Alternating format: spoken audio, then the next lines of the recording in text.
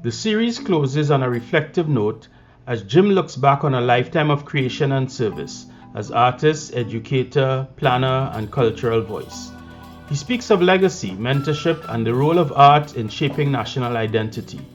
With wisdom and warmth, Armstrong leaves us with a portrait of home that transcends geography, a vision of belonging, creativity, and hope. If you go back to 1965 and you could talk to that young artist in the Scarborough Library, what advice would you give him? What advice would I give that young artist who was standing, hawking his wares in Scarborough at that time? I would, if I had to go back, I probably would advise to stick with the art. Yeah, there wasn't a lot of encouragement really.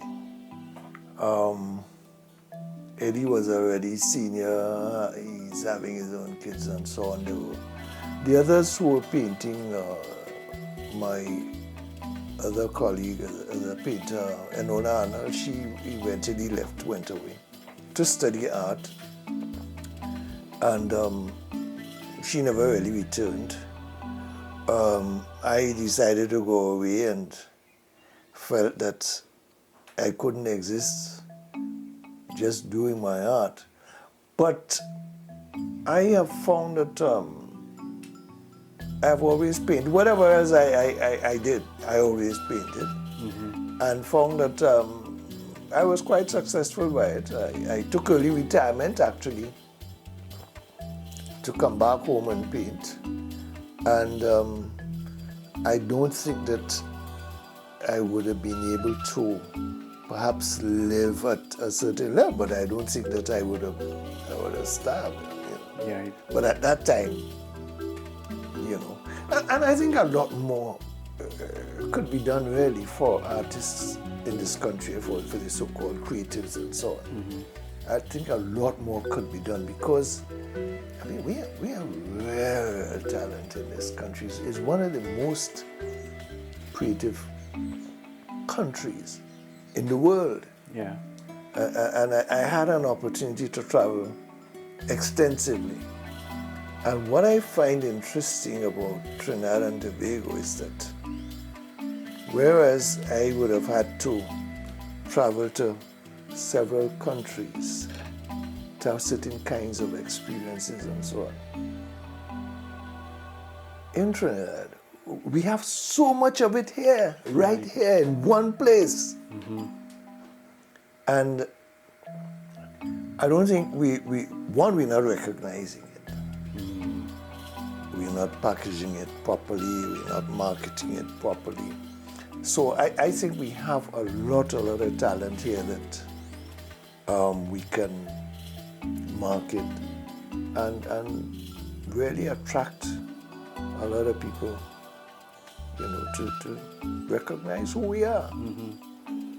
So Jim, tell me a little bit more about it, because it's something you hear other people saying. You hear that we're not doing enough for the creatives. What else you think can be done? I mean, there's almost the sort of knee-jerk reaction to say the government must do this, the government must do that. But I mean, does it all reside with the government? Are there other ways that this can be handled? I think it has to be an integrated approach. Well, I'm also a city planner, city designer. And I have been preaching this for a very long time. Let's take Pan, for instance. On today, World Steel Pan Day. Which is today, right? Yes. And a lot of people would tell you, well, the government this and the government that and the government that. Now, there are certain interventions that the government would have to make. But then I think that the Pan fraternity itself should be also quite creative. And you sit down and you say, now, what do we need to do to make sure that if you go into Pan, that you can make a lot of money?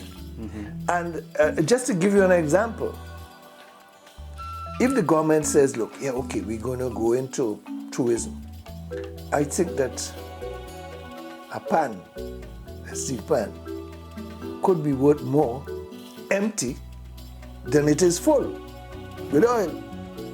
Sure. Yeah. By simply saying, and I designed some projects like that once. Okay, those ships that they're building, those tourist ships that they're building, you know, coming down from Miami or wherever, they got to sail somewhere. They got to go somewhere. And these days they're going with 5,000 people, 6,000. No.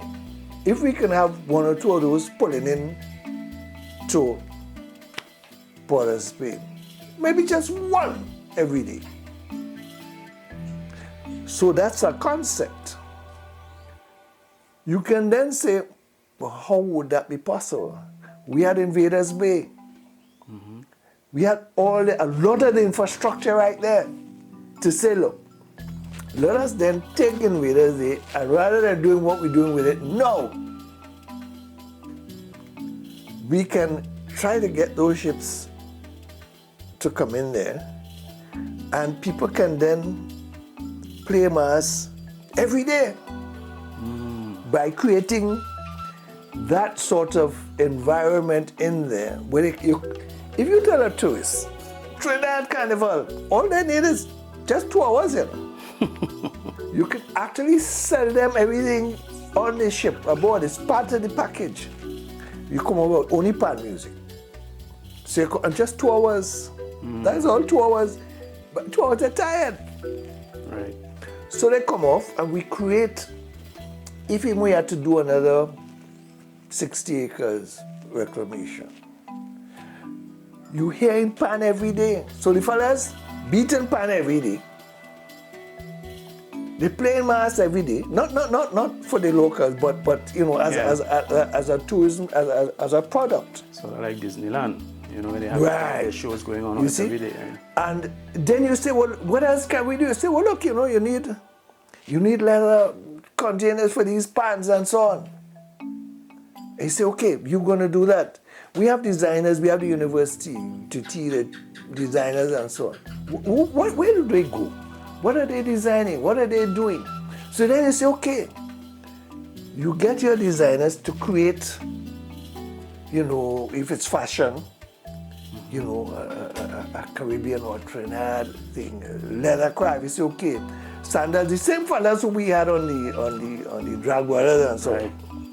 We took them, put them in the back over. So, but that was an industry. I'm not saying they needed to stay there, but we had to say, look, they could be part of the mix. Right. So you bring them in and you create, and you say, okay, well they need quality control and so on. You go down to Argentina, Brazil, get leather, and you put the whole thing together. Culinary. I mean, there is just so much. You can do. If we sit down and plan it out, but you have to have the concept, Right. and then you need to bring the players together, private sector, and you don't really need. You don't need government. There's certain things governments must do because the regulatory parts of it and so on. And you're talking about land use and so on. But I think that you can get, in fact, in a lot of other countries, I did a study once, the cruise industry in Jamaica and so on, they're investing a lot of money because they got to go somewhere and they need a product. Yeah. And we have the product here. Right. So something to think about. Yep. We have untold wealth and all of that there, but we don't seem to be able to mine it. Yeah, I think we need to get people to want to conceptualize the whole thing and then to pull it together. And I keep telling my colleagues that has to be the planner, really. Yeah. So the planner has to sit down and just say, look, well, I need an economist. I need this, I need that, I need a design, so on, so on, so. And conceptually, you got to pull that together. And sorry, it's very interesting that I was reading a book at the university once by Nobel laureate Arthur Lewis. And he made the point that countries that excel in the arts and so on, literature, drama, painting, and that sort of thing. That sort of creative thinking, that a lot of the other things that we need to do for development, that critical thinking, that creative process, it all comes from the same place. The economists saying, you know, if we were to do this, then this will happen.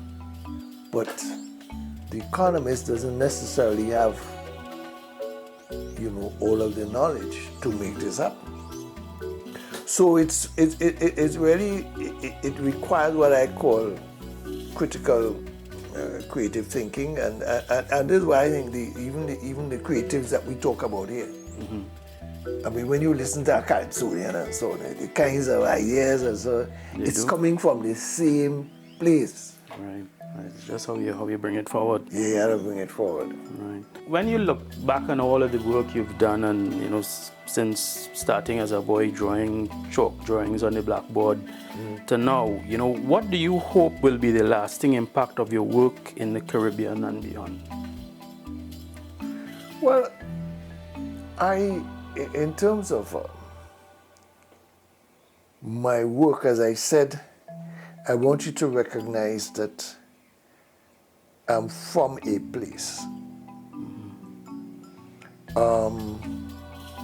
I want you to recognize that I cherish, I appreciate, I value that place. So that later on when I'm not here, I want you to approach my work and think about what might it, you know, what is it like? And I don't want you to have to think too hard about an answer. You know, sometimes I am listening to or looking at a video and about an artist and died maybe 10 years ago, maybe 100 years ago, and people are discussing, well, you know, he was thinking this and this, and then somebody else, no, this is so, and they're analyzing, and I'm wondering, I wonder if this person was really thinking all of that. Yeah, you just draw a mango, they're looking at all kind of different they things. find this and that. I don't want to give you all of that stress. So when you approach my work, I want you to know that I came from that place, from a particular place, with a place that has, you know, a certain, as I said, a certain, you know, amount of gaiety and joy and that sort of thing. That is what I'm not. So all this mumbo jumbo and all this mysticism and sort of, I'm not. What you see is what you get. Yeah, I'm not into the mysticism and the spiritual hidden meanings and all sorts of that. It's right there. It's in front of you. Right. Jim, paint us a picture with words, and I guess maybe it's along the same lines you're talking. You know, what does home look like to you now? You mean home, yeah? Home. Whatever home means to you. Well, For somebody who has traveled to 150 countries. Yeah. I can see home, I mean, in answering the question, home in terms of a location where I reside or spend most of my time, or home in terms of the country that I'm from. I'll answer it in terms of the country where I'm from. I think that I'm from one of the best countries in the world. I mean, a lot of people say that because, well, you know, you're from this country and you like your country. But I have traveled extensively, and the things that I really like about Trinidad and Tobago is the fact that there's so much that we have here. There's so much that I can enjoy here. If at 6 o'clock I can jump into my car and go somewhere and buy some food that is from some place I was 20 years ago. You know, and I like that. I like the fact that it is in my home that I can experience so much. The problem that I find with it is that we don't appreciate it, and we use our strengths to really keep us apart. Mm-hmm. You know, the very thing that really is our strength, our value. A lot of people use that to keep us apart. And there are few things happening really in my home that I can say seems to be moving us closer together. You know, we have cricket, of course, which, you know, and a few other things. Now,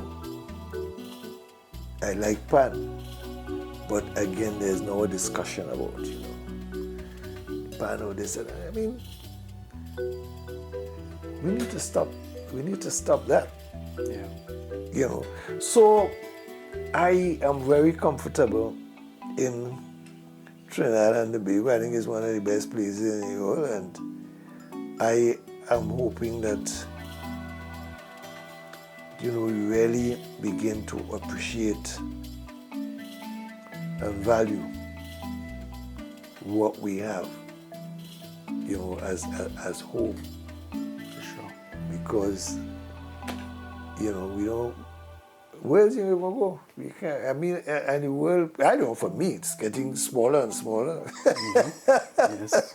Because there are certain places now that I'm thinking twice. Yeah. And you know, a lot of countries that I have not gone to. I've gone to, let's say, Congo, Angola, and so on. And that's because every time that I wanted to go there, they fight. Mm-hmm. In fact, I saw two guys from, one guy took me from small Congo, the other one took me from big Congo. And it was very interesting. He said, I said, well, you know, I've never gone. He said, well, don't go. He's from there, but he's telling me don't go. Right. And that is because they just could not get it together. And here we have all this niceness and not. I intend to enjoy it. I mean, I enjoy it. Right. Well, Jim, thanks a lot for spending time with me. This has been very interesting. You're most welcome. Thanks a lot to you as well. You know, yeah. So thanks for that. But thanks as well for your work, for documenting aspects of Trinidad and Tobago in your own way, and for putting Trinidad on the map in Sudan. Yeah. Thank you so much. Good. Thank you too. Cheers, Take care. Yeah.